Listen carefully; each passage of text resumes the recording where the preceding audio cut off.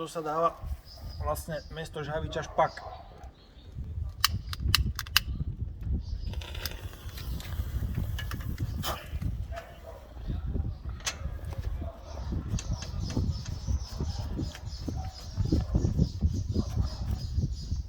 Tak, dá sa plyn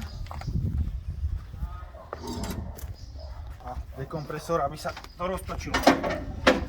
Už len.